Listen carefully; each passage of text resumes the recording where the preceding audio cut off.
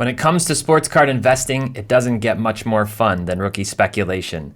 This week, I'm breaking down 4 different price trajectories for rookie cards over time so that you can be prepared for the best case scenario and the worst case scenario.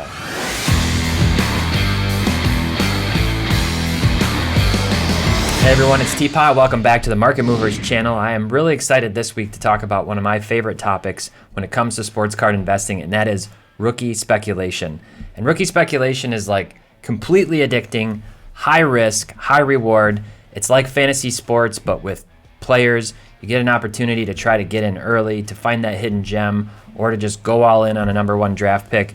And what I really wanted to do was kind of think about what are the different possible outcomes that could happen when you're investing in rookies over time, over the first, let's say, 5 years with their card prices. There's a bunch of different scenarios, and I think it's really important to be sort of mentally prepared for all of them. The best case scenario where you hit the home run, and the worst case scenario where you might go broke on a player or two. So let's jump right into it and take a look.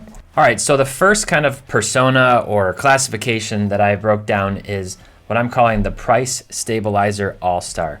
This is a player who performs really well, who may be a one-time or a multi-year perennial all-star, whose prices progressively increase year over year before eventually kind of hitting a plateau in that 4th, 5th, maybe even into their 7th or 8th year in the league. So what I did is I kind of just made some very basic charts here, and you'll see there's some consistency. I started them all out at $100. This is sort of card agnostic, situation agnostic, but think about these players being sort of like higher draft picks, lottery picks in many cases. And in this particular case, I'm saying that this is incremental growth over time. And so what I'm saying is that this is incremental growth over time before this player eventually hits a plateau and maybe their price stabilizes. It's rare that a player's cards just stay completely flat. They may go up, they may go down, but over that longer run, as they kind of mature into a respected all-star, but not the kind of player who's the number 1 on a team necessarily, or winning championships especially. And so the player that comes to mind right off the bat for me in this case is Bradley Beal. Bradley Beal, obviously dynamic scorer, one of the best scorers in the league, kind of trapped in Washington, fighting for their lives in the playoffs this year. But Bradley Beal is the type of player that comes to mind when I think about the price stabilizer. And if you take a look at Bradley Beal's card, his Prism base card PSA 10 over the last year, what you see is that it started just under $350, and a year later it's kind of right back to where it started. And obviously we've seen the market kind of come down some. This card saw a high earlier this year. Bradley Beal just, a very dynamic player. There's constantly rumors around whether or not he'll get traded. If he does, you could see him, his prices, going through the roof temporarily, at least, depending on where he lands. But when I think about, investing in rookies, investing in rookie cards, I'm kind of thinking about worst case scenario, probable scenario, and best case scenario. And when I do that with a guy like Bradley Beal, I think about a player like Mitch Richmond as like the worst case scenario. And Mitch Richmond was a heck of a player, honestly. I really enjoy picking up Mitch Richmond cards from the 90s. Dynamic scorer. Again, he was averaging kind of, I think, around 21 points per game for his career, as high as probably 23 or 24. Very consistent for several years. And back then, that usually put him, I think, probably around in the top 10 scoring in the league. So a guy like Mitch Richmond, unfortunately, his cards aren't super highly sought after today. Even his PSA 10 rookie cards are, I think, around $100. Not a lot of people going after Mitch Richmond cards. And so you kind of wonder with a guy like Bradley Beal, if he stays in Washington, if he never wins a championship, what's going to happen with his prices over time. The next guy is T-Mac. And T-Mac, I think, is somewhat disrespected in the investment space right now. He's a guy I'm pretty high on. He was an incredibly talented player. Kobe said he was the toughest player he ever had to face or guard. T-Mac's kind of that like middle zone for a guy like Bradley Beal, and then Allen Iverson. And I think if Bradley Beal wins scoring titles, if Bradley Beal can lead a team to the NBA Finals and be that number 1 option, even if he loses, he could end up having Allen Iverson type value over time.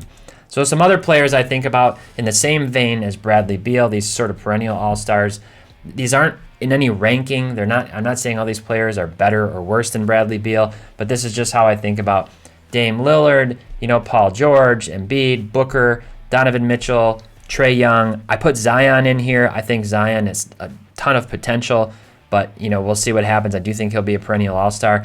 And LaMelo Ball. I'd probably also throw Anthony Edwards in there from the last class. But these are the kind of guys that I think fall into that potential All-Star but eventual price stabilization category, where they're going to go up over time and then they're going to eventually plateau. All right, jumping into the next one, the slow deflator role player. And this is the guy that has early signs of potential followed by eventual decline. And somebody who comes to mind here for me is Chris Middleton. I really like Chris Middleton. I love this Bucks team.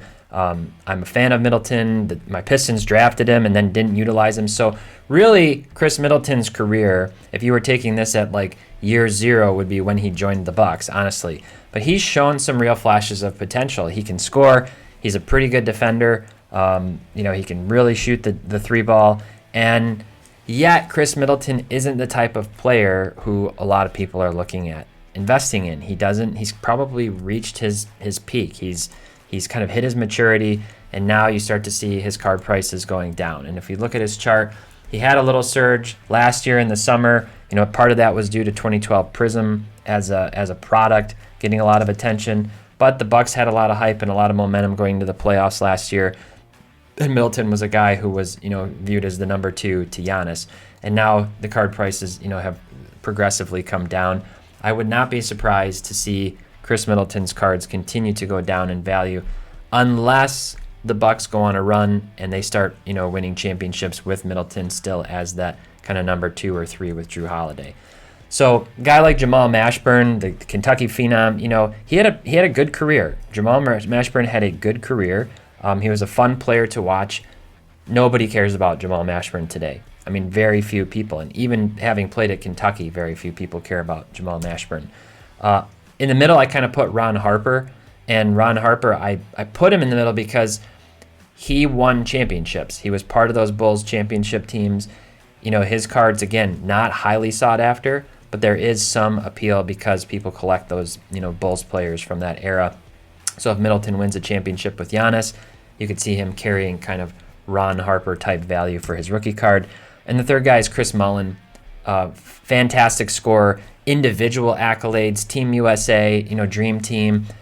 Didn't win the championships though. So if Middleton doesn't end up winning any titles, but continues to score 20 to 24 points a game with 5 or 6 rebounds and assists per game for a while, he could rack up some pretty impressive numbers. But ultimately, I really don't see Chris Middleton as a guy who's going to carry a lot of long-term value.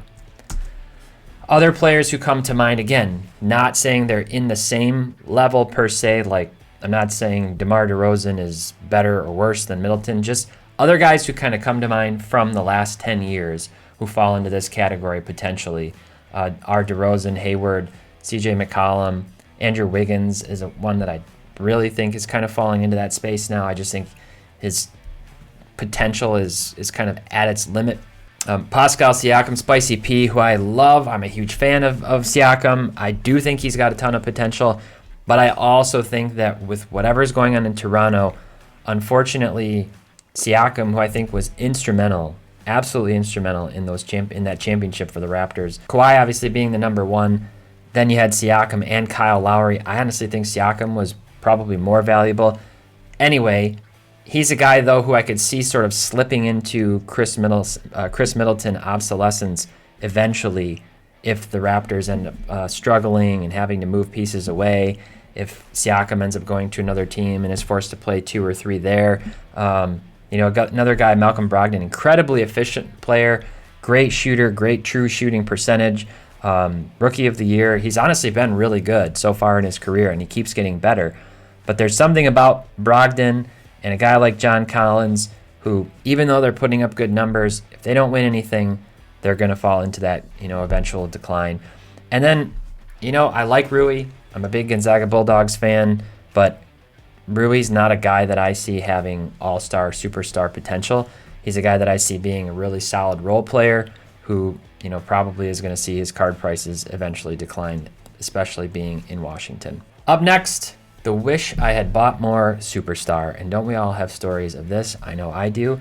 And the number one guy who comes to mind for me with consistent growth over time and a price explosion when his potential is confirmed is none other than Luka Doncic. Luka is a guy that I tell my friends that if I had put $10,000 into Luka cards back in 2019 even, I could have had my house paid off by now and then some. So it's hard. It's a hard pill to swallow. There were a lot of people who didn't believe in Luka. I wasn't sure about him during his rookie year. I thought this guy's going to be good. He is good. He's going to be good. He exploded in his sophomore year. I honestly didn't see that coming to that early in his career, and obviously he's an incredibly, incredibly special player. Probably the guy over the next, decade or so, depending on who else comes along. And so if I look at Luka's cards, this is a sort of all-time in market movers. Going back to October of 2019, you can see, indeed, it has followed this very, very intense trajectory upwards. And you have to imagine that in spite of this recent pullback, we will see these cards continue to go up over time like this chart. Now, players who come to mind, Grant Hill.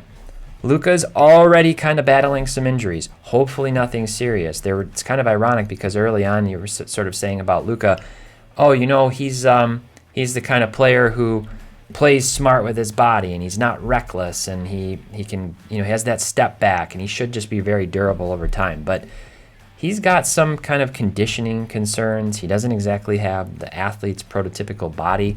He uses his body very well to kind of play bully ball and make his way around the court. But he does everything. And Grant Hill was a guy who was far more athletic than Luka Doncic, far more explosive, but a very similar play style.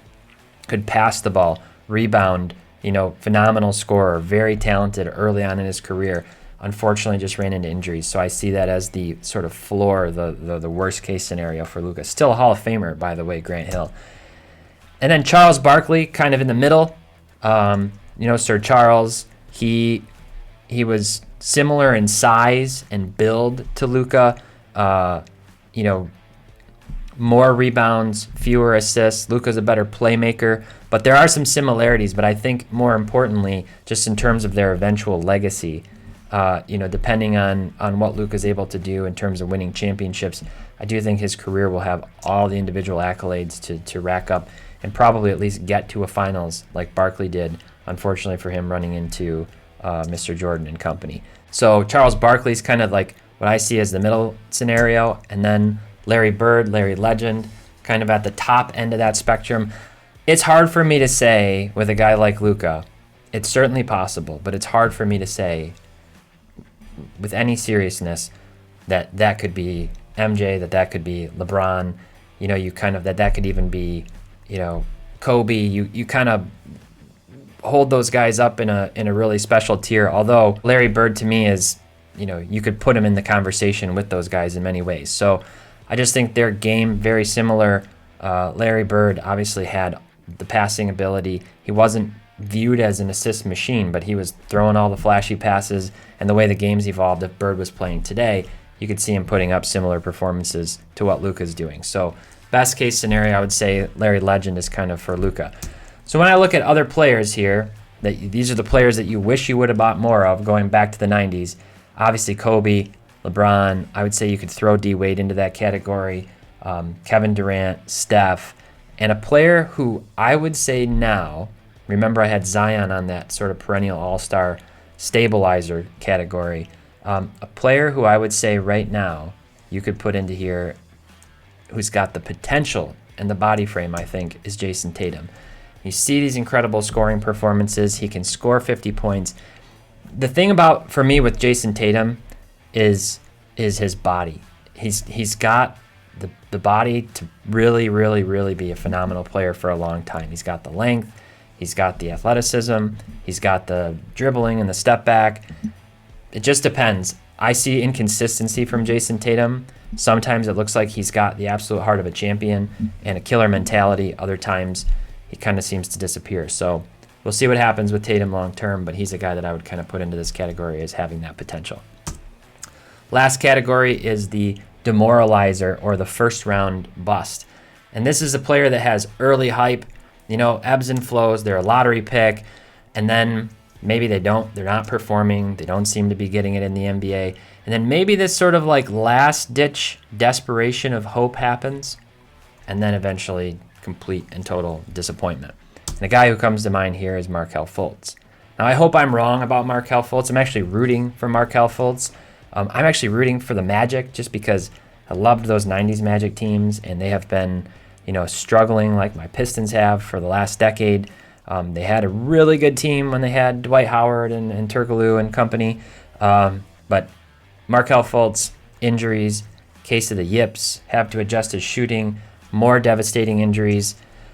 If I look at something like this, that to me was like this last year when he went to Orlando and he was showing flashes, and it was like, hey, did he find his jump shot again? And he's looking explosive, and then he gets hurt again, and I think his card prices, potentially keep coming down. And this is sort of what's happened with his Prism card over the last year. It's just, overall not down a ton from where it started, but at the same time, it doesn't really have anywhere to go from where it started this year. $60. It's hard to see a PSA 10 card, pop 500 like this of a young guy going down much more because he still has potential, because he's still so young. But you could certainly see this card going down to that $10 range eventually if Fultz doesn't end up putting together some kind of performance for a team starting in some capacity eventually. So who does Markelle Fultz remind me of? First off, Bobby Hurley. And man, I got to say, just off the bat, this is so nostalgic for me. Like 93, 94 is really when I started getting into cards, and seeing this sort of neon light background on this Fleer card is just pure 90s and purely awesome. Now, Bobby Hurley was the Duke Blue Devils sensation in college, thought very highly of, who unfortunately came into the NBA and did very little, next to nothing. I think the most points he averaged per game was 7. He was out of the league in 5 or 6 years. Total letdown. Hopefully Markelle Fultz isn't Bobby Hurley, but he could be. Carrie Kittles. Carrie Kittles is a guy who he played okay. I think he had some seasons where he averaged 13, 15, maybe even 17 points a game.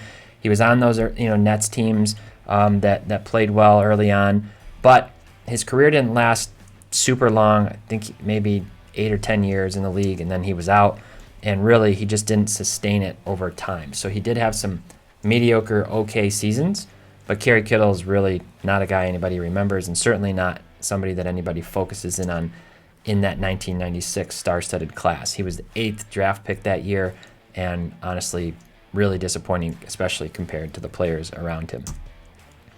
Last but not least, Keith Van Horn, another Nets player. Now, Van Horn, if you go look at his stats, there was a period where Van Horn he was pretty formidable, especially scoring. He could really play in the low post. He could sort of stretch you inside, outside. You got to remember those high socks, all knee-high socks. Van Horn was a sort of unmistakable player in his time, and he has more tenure and more stats over time than Kittles. Still, not a lot of people caring about Van Horn. I think he was the number 2 draft pick in that 97 draft class with Duncan and McGrady. But, not a lot of people collecting Van Horn these days. Now, if I look at the players who remind me of these guys, this is where it gets kind of sobering and kind of like you need to step back and realize what you're doing when you're investing in rookies and speculating. You got 2011, 2012, 2013, 2014, 15, 16, and 17 here. And all of these guys, I would say, are definitively busts, either out of the league already and never did anything, or they, just didn't live up to their draft pick number. If they were a number 4 pick or a number 3 pick, they have not produced, had that kind of production in the league. And so you look at guys like Derek Williams, Michael Kidd-Gilchrist, Anthony Bennett, who just never did anything whatsoever. Dante Exum was really highly thought of. Jahlil Okafor. I thought Okafor was going to be this offensive force coming into the league. I remember Dickie, Vitale saying he's the most NBA-ready player he had seen in a long time when he was playing in college, and he hasn't done much of anything. Chris Dunn is a guy who I thought would be really, really good in the pros and has not been good at anything other than steals. And then, Josh Jackson and Dennis Smith Jr., 2 guys who my Pistons have decided to take a chance on, but they've shown some flashes, but nothing like what they were doing or what was expected of them out of college. And then if you take a look at the last 2 years, I didn't do anything from 2021. It's way too early for that, in my opinion. It's probably even too early for these. But these are some of the guys whose names from those lottery picks that kind of jump out at me. And of these players, Marvin Bagley is the one who I would say I'm still the most curious about. I still think he has potential. I think he's extremely young. I think he's kind of been lost in Sacramento. I don't think they're using him well. I don't think they're using him the way he ought to be used. And so, if he can move to a team where he can play off that high post, use his athleticism, dribble and get to the basket, I think that's going to open up a lot more opportunities for Bagley. So it remains to be seen. But these are some of the guys who are at risk of being these lottery pick early busts, demoralizer type players. So just revisiting this, here's those categories again and what those charts looked like. You have this price stabilizer AllStar, good investment over time usually, but eventually they're going to plateau. So if you get in too late, you might just be sort of sitting on money and even potentially putting it at risk depending on what happens with the player long term. The slow deflator role player, these are the guys who maybe they have good careers. Maybe they play 10, 15, plus years in the NBA, but they're never the focal point, and people are just going to forget about them over time, especially as more rookies come in. The wish I had bought more superstar, Luka and other players like this, the generational talents who you wish you had put more money into, and then the demoralizers, these first-round busts. So I hope that this was interesting. This is something that I like to kind of think about when I'm, potentially investing in players, especially sort of comparing them with their floor, maybe a reasonable expectation, and their upper limit. So as always, if you're interested in market movers, you can visit marketmoverapp.com. You can go to our website, sportscardinvestor.com, and click on Market Movers for more information. If you haven't subscribed to this channel already, I hope you would consider doing that for us. It really helps the channel grow. And like this video. If you have any other players or thoughts on this, please feel free to leave them in the comments. I do read the comments and try to get back to those whenever possible. So until next time, happy investing and hit that superstar investment.